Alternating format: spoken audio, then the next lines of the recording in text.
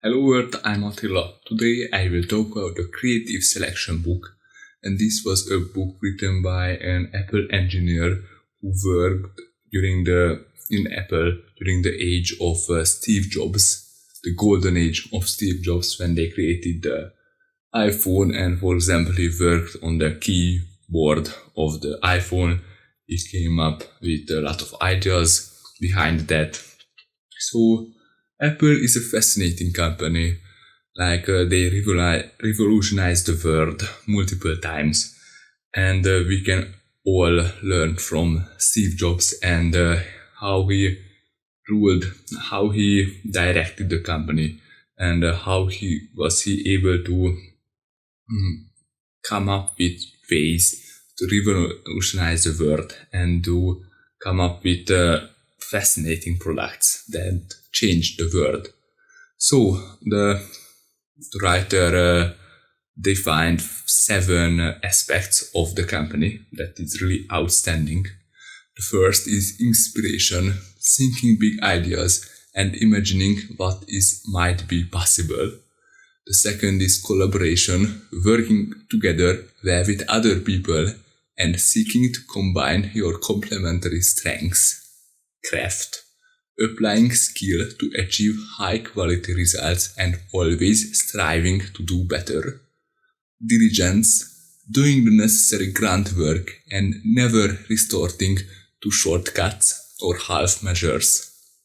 Decisiveness, making tough choices and decisions and refusing to delay or procrastinate. Taste, developing a refined sense of judgment and finding the balance that produces a pleasing and integrated whole. So Apple is famous for their vertical integration.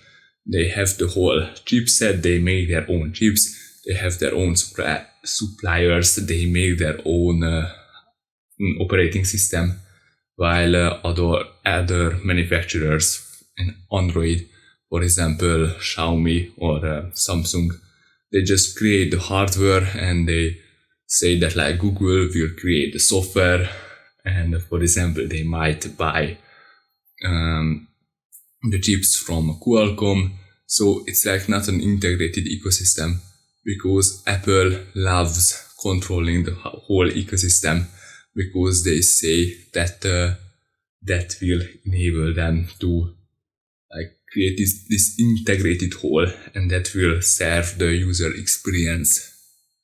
And the last is empathy, trying to see the world from other people's perspectives and creating work that fits into their lives and adapts to their needs. Wow.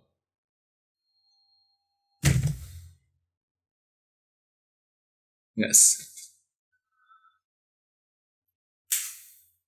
Yeah. So, mm, so then it said that there was no breakthrough movement from inside the company. From outside, we think that they unveiled the iPhone, and this was a breakthrough movement in the evolution of human lives. But from the inside, it was a gradual process. It was a continuous innovation and the evolution of this product. So engineering demos are a key part of this evolution. So engineering demos presenting to Steve Jobs was this test to an idea. Steve would approve it or want to see something different next time. And he was very extreme. He either loved or hated something new. And he could change his opinions within seconds or days. So even in the middle of the sentence, he would say, I hate it, but no, he loves it. Or this change could happen in days. And he also had this magical ability to make something and you will, to say something and you will believe it. So this is the reality distortion field. And it's one of his superhuman abilities. And these software demos have the goal to explore an idea. They are not the product itself, so you should look for quick ways to make progress. It's like not the whole product, you just explore an idea. And these demos make like the developer or the one who sees the product react, and this first reaction is essential, because if you are a developer and you work in a product on a product for months or years, you don't get this fresh perspective. So from an outside, you are able to, a new perspective is able to tell whether that product is good or bad.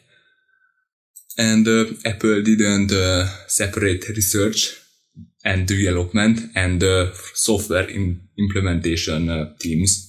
So you are responsible for coming up with an idea and then pushing it through until you ship that product to the customer. So this way you have full control of your idea, and other people don't misunderstand your ideas. And ideas are worth nothing without the hard work to make them real. And Apple is usually focused on one important aspect of the product. So for example, with the Safari browser, they focused on speed. They made the Safari browser 3 times faster than the Microsoft Edge or the Microsoft Internet Explorer browser. So they focused on one important aspect from the consumer's view, but they didn't neglect the other aspects either. And people matter more than programming. Like he said that he was working on a very difficult problem with the Safari browser, like editing in a web page, and he was able to solve it because he got help from different engineer. So relationships are very important, and talking with people about your products. And designing an excellent user experience is as much about preventing negative experiences as facilitating positive ones. So of course you get a new product and you love it, it's great, you can easily use it.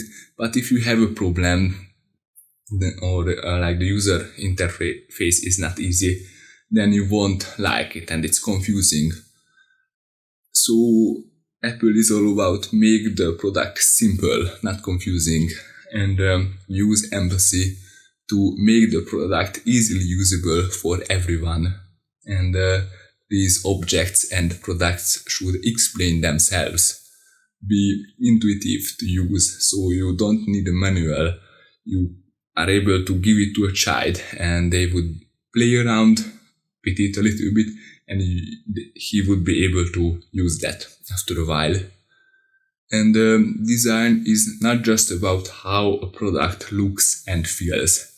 It's also about how it works and how intuitive it is. So Apple is all about making their products simple and easy to use. But of course, like it's not just easy to use, so you can't use it for anything. It's easy to use and you get a lot of use cases out of it. And convergence is before you ship a product to the customers and you have the announcement of the product. You work towards having 0 bugs. So that's the ultimate goal, to have 0 bugs. Of course, that's almost impossible to reach. And the product is a step-by-step evolution. First, an engineer comes up with an idea, or they need to develop a smartphone, they say. And then a product comes from these engineering demos, which are the evolution steps. With an engineering demo, they decide whether they want to pursue that idea or not, or they look for different methods. And to achieve this, they need small and flexible groups, development groups inside Apple. So Steve Jobs didn't like these huge, massive bureaucratic groups who it was very slow to make a change and to implement an engineering demo. So he was all about this iteration and going as fast as possible, break a couple of things. And then it talked about direct manipulation. And this is when you give software items some of the same attributes and behaviors as physical objects. So, for example, look at the folder structure. It is like a real word for the folder structure. It's easy to use and easy to understand because it has the same properties as a real word folder structure would. So you are able to copy things from there, and you are able to copy them and move them and delete them and things like that. And the last idea was that Apple is at the intersection of sciences or on technology and humanities. So alone, technology is cold. It's like not easy to use, but Apple is all about making the technology easy to use for everyone, and you can use it for a lot of purposes. So it's at the intersection of humanities and technology. So this book was very interesting. Steve Jobs and Apple is a fascinating case study, but after Steve Jobs unfortunately passed away, I think Apple isn't very good at creating something new. They are very good at incremental improvement. So for example, with the new Silicon Macs, they provided an incremental improvement over the existing hardware in their chips, but they didn't create something new. So they didn't came up with an electric car, or they haven't come up yet with an AR glass, but I think that's coming. So they just provide incremental improvement. They don't create innovation from scratch. So that's it for today. Thank you for coming in. Please subscribe to my YouTube channel or my podcast if you are interested. I create videos every day for people who don't read enough. I read one book every day and share the things that I learned from that book. You can also recommend me books in the comment section and on Twitter. I try to be active there as well. I will put everything in the description. Thank you for coming in. Bye bye.